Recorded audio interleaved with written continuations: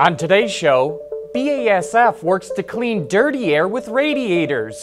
Jaguar gets ready to drop its most powerful road-going car ever, and the UAW may be lowballing the number of members that voted for Donald Trump.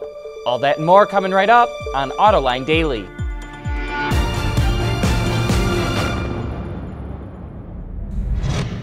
This is Autoline Daily, the show for enthusiasts of the automotive industry. And we start off today with a slight correction. Last week we reported that Ford almost caught up to General Motors in May in the American market. But a number of you wrote in to point out that Ford claimed it actually outsold GM. And you know what? You're right.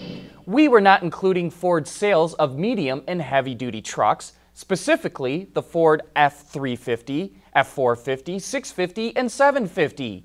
GM does not make heavy-duty trucks, so we were comparing light vehicle sales only.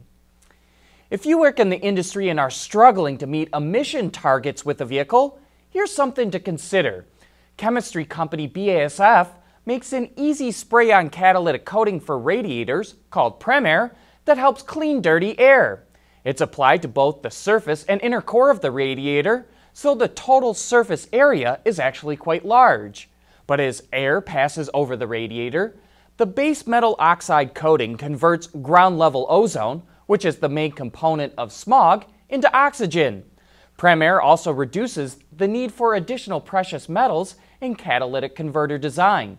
BASF has more than 10 years of experience with the coating, and there's over 3 million vehicles from automakers like Volvo, Daimler, and BMW on the road today with Premier technology. And you know what? BASF recently made it even better.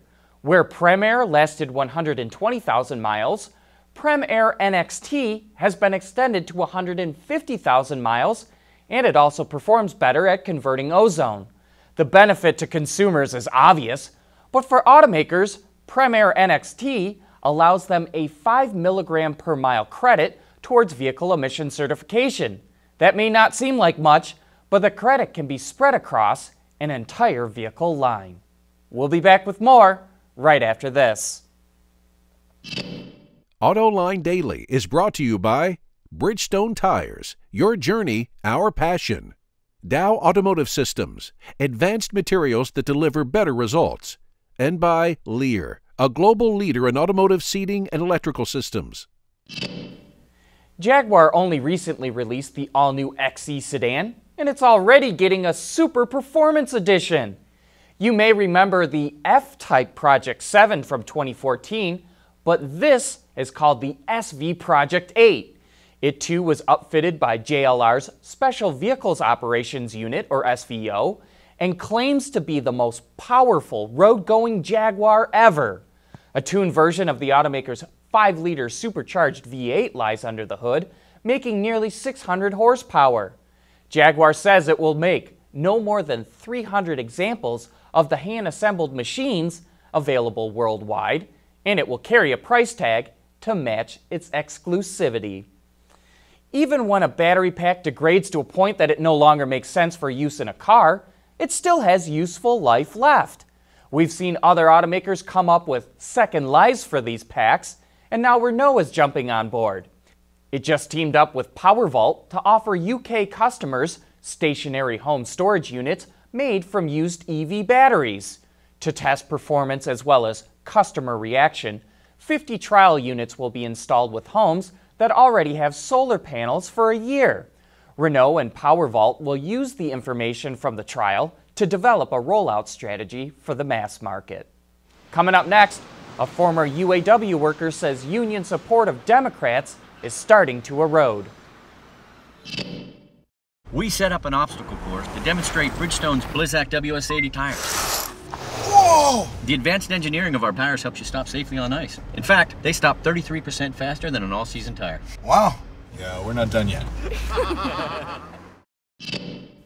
In the past, union members have traditionally supported Democrats, but on last week's Autoline After Hours, we were joined by Brian Panebacker, a current factory worker who not only quit the UAW, but also voted for Donald Trump.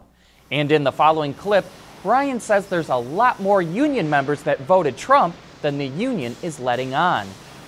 I would say the plant that I work at, the Sterling Axle plant, roughly 50% of my coworkers voted for Donald Trump. And this is in spite of very heavy lobbying by UAW leadership to vote for Hillary Clinton.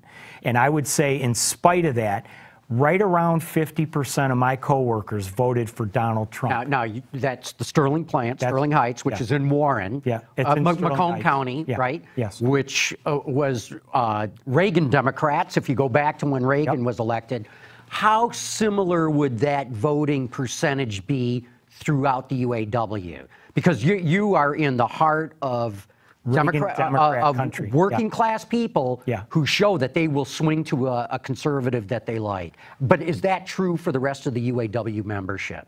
I can only take a guess, John, but I think it would be pretty representative. Now you were talking earlier about how the domestic auto industry is centered so densely around the Detroit area. Yeah, we were talking about that in the green room. Yep, right? and I think that the plant I work at is pretty representative of the rest of the Ford and General Motors plants and even Chrysler plants. The reason I say that is the UAW admits that a quarter of its membership voted for Trump.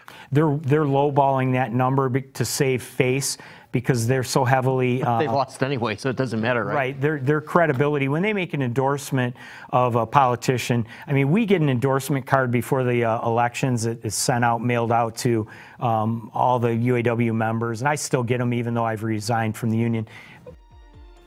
To learn more about Brian's perspective on the UAW and Donald Trump, as well as other hot news topics, you can watch that entire show on our website, Autoline.tv, or you can find it on our YouTube channel.